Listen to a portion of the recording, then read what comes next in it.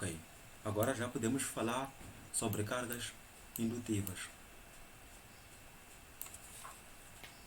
Então, agora queremos falar de cargas indutivas, né? Ok, da mesma forma com o capacitor, primeiro vamos entender o indutor. Então, vocês já viram que este é o símbolo do indutor. Então, ainda lembram do que acontece aqui? Quando passamos corrente elétrica, há de ter um dado campo magnético, né? B, que é igual a fluxo vezes corrente elétrica vezes número de espira, porque isso aqui é solenoide, dividido por L, né? Esta aqui é uma equação que vocês já conhecem. Então, quando nós passamos corrente elétrica aqui, há de ter este efeito dado por aquela equação. Mas nós vimos uma coisa ainda interessante, que podemos produzir corrente elétrica com base no campo magnético. Então, basta que variamos o fluxo do nosso campo magnético em função do tempo, havemos de ter uma corrente elétrica induzida que Lenz já disse que vai ser oposta à fonte que está a lhe gerar. Então, se a fonte vai num sentido, a corrente elétrica gerada vai ser para outro sentido. Então, isto é o básico sobre indutores que você tinha que aprender. Então, porque já tiveste aulas sobre isso. Então, agora nós já vamos de ver qual seria o comportamento do nosso circuito, né? Vamos fazer exatamente o mesmo circuito. Vamos ter aqui e descrever que é nosso circuito resistivo indutivo. Então, sempre estamos a adicionar resistência, porque só a resistência que vai nos garantir a corrente elétrica. Um indutor só não vai nos trazer corrente elétrica como tal. Então, só a resistência. Então, por isso mesmo que eu estou a colocar aqui. Então, teremos aqui o nosso polo positivo, que há de ter uma resistência, que é a parte R. Ok. Depois de colocar isso.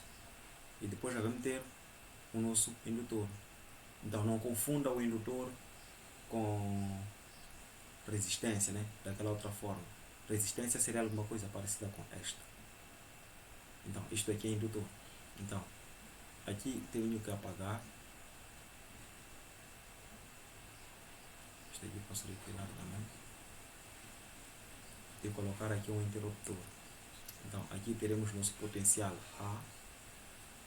Aqui teremos nosso potencial B. Então, nós podemos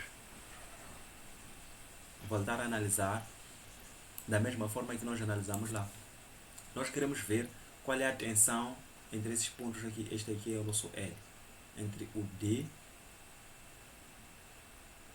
e o E. Então, para isso vou escrever aquele sistema que nós já tínhamos. Temos aqui corrente no L e tensão no L.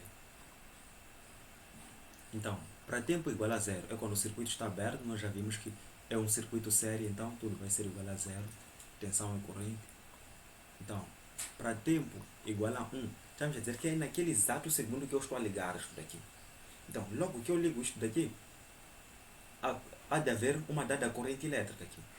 Então, essa corrente elétrica que está aqui, está a ser gerada, porque esse circuito sério há de vir para aqui, certo? Então, se essa corrente há de vir para aqui, qual é o efeito que há de causar isto daqui? Ainda lembra do que nós vimos aqui em cima, né? Então, estamos a dizer que teremos campo magnético, né? Então, esse campo magnético vai ter um determinado valor. Então, o que vai acontecer é que havemos de ter variação de fluxo. Por que havemos de ter variação de fluxo? Porque antes a corrente era zero. Então, se a corrente era zero, significa que o campo magnético era zero. Se o campo magnético era zero, o fluxo era zero. Então, se o fluxo era zero, é a primeira parte, né? Não variou o fluxo, porque o fluxo era zero. Então, logo que eu ligo, isto daqui vai ter corrente elétrica e havemos de ter corrente elétrica máxima. É só recordar da resistência. Havemos de ter corrente elétrica máxima. Então, se temos corrente elétrica máxima, teremos o campo magnético máximo. Se temos campo magnético máximo, teremos variação de campo magnético. Porque saiu de zero para máximo. Naquele momento que eu estou a ligar, antes era zero, um segundo depois já tem campo magnético máximo. Logo, houve variação de campo magnético. Aliás, variação de fluxo. Então, variou o campo magnético, variou o fluxo. Então, se varia o fluxo, o que é que houve? Houve geração de corrente elétrica, porque variação de fluxo é que gera corrente elétrica. Ou seja, aqui há de ser mais, aqui havemos de ter menos. Logo, temos força eletromotriz. Teremos D dp. E já que eu disse que é máximo, então se é máximo significa que se aqui for 12 volts, aqui também será 12 volts. Então vamos ter aquele primeiro efeito. Então nesta parte vamos ter 12 no B, aqui no A também vamos ter 12. Então há de ser diferença de potencial, né? Não é de escrever novamente, há de ser 12 menos 12, há de ser igual a zero, dividido pela resistência há de ser igual a zero. Então corrente há de ser igual a zero, mas a tensão em cima desta coisa, porque vimos que ele há de induzir a própria tensão, há de ser tensão máxima. Então, depois de um tempo, estás a ver que isto daqui é corrente contínua, né? Depois de um tempo, a corrente vai continuar sendo 5 amperes, por exemplo, porque é a corrente que está a ser gerada por esta resistência, há de ser 5 amperes. Então, há de continuar sendo 5 amperes infinitamente. Então, se há de ser 5 amperes infinitamente, não está a variar campo magnético. Se não está a variar campo magnético, não está a variar fluxo. Se não está a variar fluxo, não está a gerar corrente elétrica. Logo, depois de um tempo, isso daqui já não teremos potencial, porque não está a gerar mais corrente elétrica. Então, logo, aqui será zero, aqui também será zero.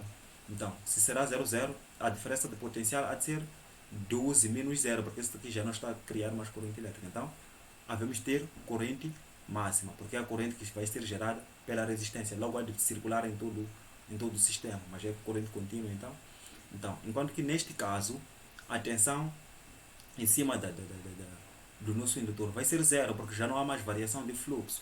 Não saiu de zero para máximo. Há de continuar sendo o máximo infinitamente. Logo não há de ter variação, então há de ser igual a zero.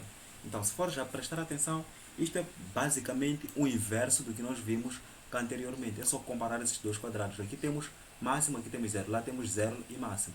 Então aqui temos situação inversa. Então nós podemos representar isto também na forma fasorial, né? Na forma fasorial, teremos nosso sistema em que temos, vamos supor que a tensão está aqui no zero, esta é a nossa tensão, a corrente estaria onde? A corrente estaria 90 graus antes, porque primeiro apareceu tensão, depois é que apareceu corrente. Então, se isto está a girar nesse sentido, alguma coisa que está antes de 0 graus está onde? Está cá no 270, porque é a parte negativa. Então significa que a corrente estaria aqui, atrasada de 90 graus. A nossa corrente estaria aqui. Então, se eu quisesse, ia dizer que a nossa corrente está aqui, no zero. A nossa tensão estaria onde? Estaria 90 graus depois. Então, neste caso, estamos a chegar à conclusão que a tensão está adiantada em 90 graus em relação à corrente.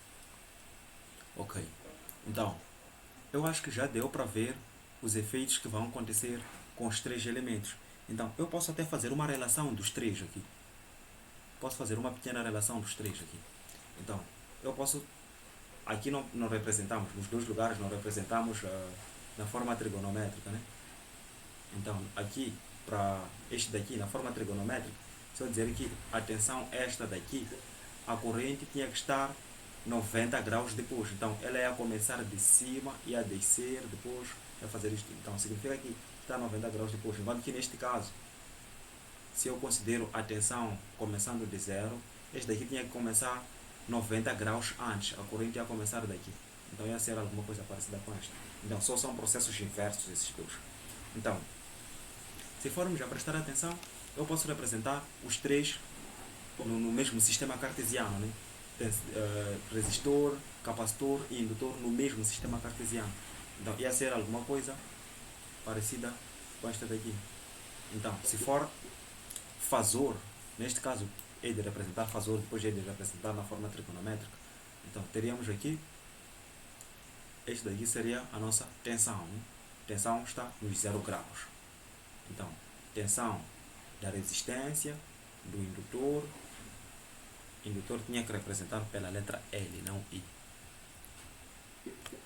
Tensão no resistor, no indutor e no capacitor. Então, a corrente estaria onde? Nós vimos que, por acaso, de resistor estão em fase, sempre estão exatamente no mesmo lugar. Então, eu ia dizer que, por acaso do resistor, a corrente estaria aqui em cima, porque eles ficam exatamente no mesmo lugar. O zero tinha que estar aqui, só que é escrita, né? Então, a nossa corrente estaria aqui, corrente da resistência, porque sempre anda junto com a tensão dele. Então, mas no indutor, onde é que estaria? Eu só forcei que todas as tensões estão no zero. Eu poderia dizer que todas as tensões estão no 90, ou todas. Então, a conclusão sempre vai ser a mesma, entende, né? Porque isso vai ter o mesmo sentido de giro e a mesma velocidade. Então, a corrente para o indutor estaria onde? O indutor está 90 graus negativos antes, né? 90 graus antes. Então, a corrente do indutor estaria aqui, corrente L. Enquanto que a corrente do capacitor está 90 graus depois, porque primeiro aparece o capacitor, a corrente no capacitor. Então, teremos isso daqui. Teremos corrente no capacitor.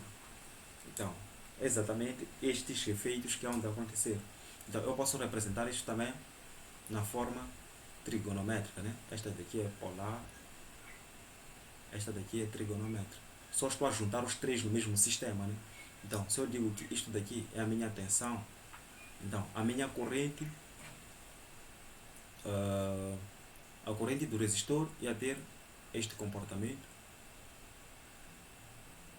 Os zeros serão os mesmos, os 90 também seriam os mesmos. Para o caso do capacitor, está 90 graus acima da tensão, então ele ia começar de cá, ia fazer isto. Então, para o caso do indutor, ele está 90 graus negativos, então ele ia fazer alguma coisa parecida com esta. Então, este é o comportamento dos três sistemas. Este daqui é corrente do indutor, este daqui é corrente do resistor, esta daqui, deixa eu trocar a esfera gráfica, esta aqui é a tensão de todos, tensão da resistência, da indutância e da capacitância. Então, aqui temos corrente do capacitor. Então, temos todos os elementos aqui representados no mesmo sistema cartesiano, da mesma forma que aqui mostramos também no mesmo sistema cartesiano. Bom, já temos tempo demais neste vídeo, então é de parar, depois é de voltar a continuar, né?